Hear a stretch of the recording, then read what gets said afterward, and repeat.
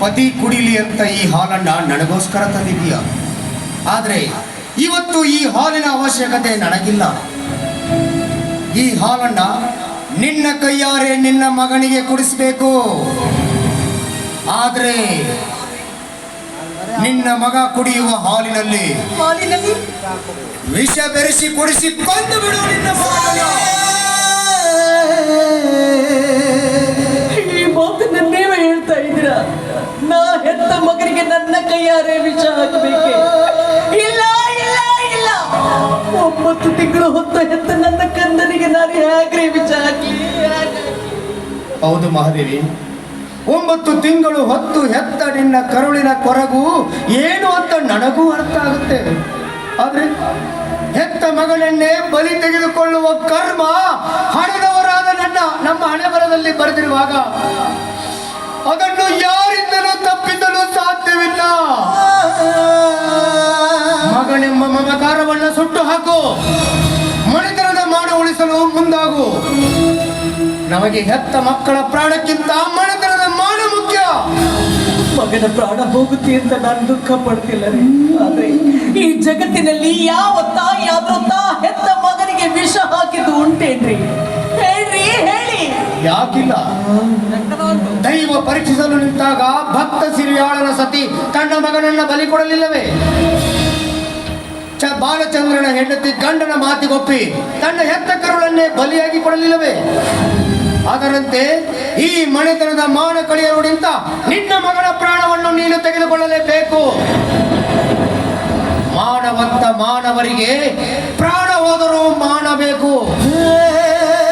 ಕೊನೆಯದಾಗಿ ಕೇಳ್ತಾ ಇದ್ದೀನಿ, ನಿನಗೆ ಮಗ ಬೇಕು, ಮಾಂಗಲ್ಯ ಬೇಕು? ಮಗ ಮತ್ತು ಮಾಂಗಲ್ಯ ಇವೆರಡು ನನ್ನ ಕಣ್ಣುಗಳಿದ್ದ ಹಾಗೇರಿ. ಇದ್ರಲ್ಲಿ ಯಾವುದು ಬೇಕು ಅನ್ನಲಿ, ಯಾವುದು ಬೇಡ ಅನ್ನಲಿ ನನಗೊಂದು ತಿಳಿದಂತ. ಸತಿಧರ್ಮ ಹೆಣ್ಣಿನ ಸ್ಥಾನದಲ್ಲಿ ನಾನು ನಿಂತು ಹೇಳುವುದು ಒಂದೇ ಒಂದು ಮಾತು. ಏನದು?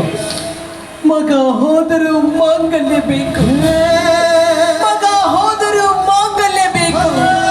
ಮಗ ಹೋದರೂ ಮಾಂಗಲ್ಯ ಬೇಕು. ಸತಿ ಸ್ಥಾನದಲ್ಲಿ ನಿಂತು ಸತ್ಯದ ಮಾತನ್ನೇ ಮಾತಾಡಿದೆ ಮಹಾದೇವಿ. ತಗೋ ಈ ವಿಷ, ಹಾಲಿನಲ್ಲಿ ಬೆರೆಸಿ ಕುಡಿಸಿ ಬಿಡು. ಆದ್ರೆ ಒಂದು ಮಾತು ಮಹಾದೇವಿ, ನಮ್ಮಿಬ್ಬರನ್ನು ಉಳಿಸಿ ನೀನು ಸತ್ರೆ ನಿನಗೆ ನನ್ನ ಆಣೆಯಾಗಿದೆ.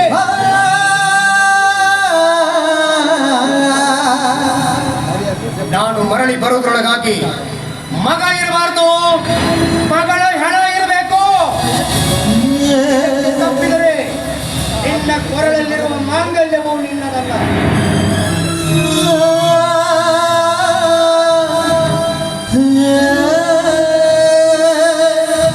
ಮೆಚ್ಚಿದೆ ಬ್ರಹ್ಮ, ನಿನ್ನ ಕೃತಿಗೆ ಮೆಚ್ಚಲೇಬೇಕು. ಅದಕ್ಕೆ ಬಲ್ಲವರು ಹೇಳಿದ್ದಾರೆ, ಬ್ರಹ್ಮನ ಬರಹ ಬಲ್ಲವರಾರು ಅಂತ. ಮಗನೆಂಬ ಹಸಿ ಮಾಂಸದ ಮುದ್ದೆ ನನ್ನ ಉಡಿಯಲ್ಲಿ ಕಟ್ಟಿದೆ. ರಣ ಹತ್ತುಗಳ ಕಣ್ಣಿಗೆ ಬೀಳದಂತೆ ಎಚ್ಚರ ವಹಿಸಿದೆ. ಆದರೆ ಇಂದು ನನ್ನನ್ನೇ ಹಸಿ ಮಾಂಸ ತಿನ್ನುವ ಹುಲಿಯನ್ನಾಗಿ ನಿಲ್ಲಿಸಿದೆ.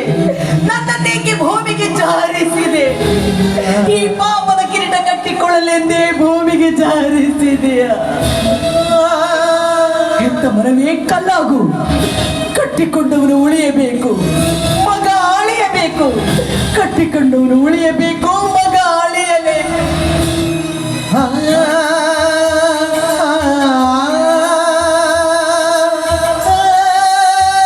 ಹಾಲಿನಲ್ಲಿ ವಿಷ ಬೆರೆಸಿದ್ದೇನೆ. ಇದು ಪತಿಯಾಗ್ಬೇಕು ದೇವ್ರೆ. ಈ ವಿಷದ ಹಾಲು ಅಮೃತವಾಗ್ಬೇಕಪ್ಪ. ಅದಾಗ್ಲೆ ಈ ಜಗತ್ತಿನಲ್ಲಿ ನೀನಿದ್ದೀಯ ಅಂತ ನಾನು ನಂಬ್ತೀನಿ ದೇವ್ರೆ. ಏನಮ್ಮ ನೀನು ಮನೆಗೆ ಬರುವಷ್ಟರಲ್ಲಿ ಹಾಲಿನ ಗ್ಲಾಸ್ ಹಿಡ್ಕೊಂಡು ನಿಂತ್ಬಿಟ್ಟಿರ್ತೀಯಲ್ಲ? ಎಷ್ಟಮ್ಮ ನಿನ್ನ ಮಗನ ಮೇಲೆ ಪ್ರೀತಿ ವಾತ್ಸಲ್ಯ. ನೀನಂತ ತಾಯಿ ಕರುಳನ್ನ ಎಲ್ಲೂ ಕಂಡಿಲ್ವಮ್ಮ, ಎಲ್ಲೂ ಕಂಡಿಲ್ಲ. ಹೌದಪ್ಪ, ಮಕ್ಕಳನ್ನ ಪ್ರೀತಿ ಮಾಡೋ ತಾಯಿಯಂದ್ರನ್ನ ಕಂಡಿರಬಹುದು. ಆದ್ರೆ ಮಗನ ಮೇಲೆ ಮಮಕಾರ ಹೆಚ್ಚಾಗಿ ಹಾಲು ಕುಡಿಸೋ ಇಂಥ ತಾಯಿಯನ್ನ ನೀನು ಕಾಣೋದಕ್ಕೆ ಸಾಧ್ಯನೇ ಇಲ್ಲ. ತಗೊಪ್ಪ, ಹಾಲು ಕುಡಿ. ಯಾಕಮ್ಮ ಕಣ್ಣೀರಾಗ್ತಾ ಇದೆಯಾ? ಅದು ಹಾಲು ಕುಡಿಸೋ ಸಂತೋಷಕ್ಕಾಗಿ. ಸಂತೋಷಕ್ಕಾಗಿ ಯಾರಾದರೂ ಕಣ್ಣೀರಾಗ್ತಾರೇನಮ್ಮ? ಅಮ್ಮ, ಇವತ್ತು ನನ್ನ ಹುಟ್ಟುಹಬ್ಬ. ಬಹುಶಃ ನೀವು ಇಬ್ಬರು ಯಾವುದೋ ವಿಷಯದಲ್ಲಿ ನನ್ನ ಹುಟ್ಟುಹಬ್ಬವನ್ನು ಆಚರಿಸೋದನ್ನು ಮರ್ತಿದ್ದೀರಾ ಅಂತ ಕಾಣಿಸುತ್ತೆ. ಅಮ್ಮ, ಹುಟ್ಟುಹಬ್ಬದ ದಿವಸ ನಾನು ಕೆಲವೊಂದು ಪ್ರಶ್ನೆ ಕೇಳೋದಿದೆಯಮ್ಮ, ನನ್ನ ಮಾತಿನ ಉತ್ತರ ಕೊಡಬೇಕು. ಆಮೇಲೆ ನಾನು ಹಾಲು ಕುಡಿತೀನಿ. ತಾರ ಮೇಲೆ ಹಾಲಿನ ಗ್ಲಾಸು.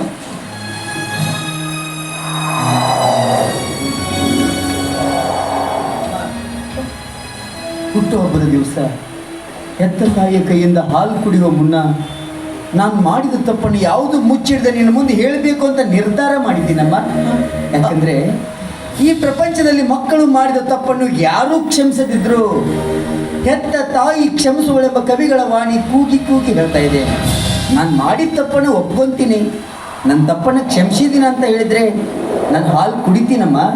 ನೀನ್ ಮಾಡಿದ ತಪ್ಪು ಅಂತ ಯಾವುದು ನನಗೆ ಗೊತ್ತಾಗ್ಬೇಕಲ್ಲಪ್ಪ. ಅಮ್ಮ, ಈ ಮಾನವಂತರ ಮನೆಯ ಮಗನಾಗಿ ಪುಣ್ಯವಂತರ ತಂದೆ ತಾಯಿಯ ಕಂದನಾಗಿ ಮಾಡಬಾರ್ದು ತಪ್ಪು ನಾನು ಮಾಡಿದ್ದೀನಮ್ಮ.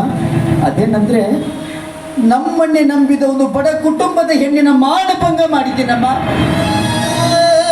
ನಾನು ಮಾಡಿದ ತಪ್ಪಿಗೆ ಆ ಹೆಣ್ಣು ಆತ್ಮಹತ್ಯೆ ಮಾಡ್ಕೊಂಡು ಸತ್ಲು. ಅವಳ ಸಾವಿಗೆ ನಾನೇ ಕಾರಣ ಅಂತ ಯಾರಿಗೂ ಗೊತ್ತಿಲ್ಲಮ್ಮ.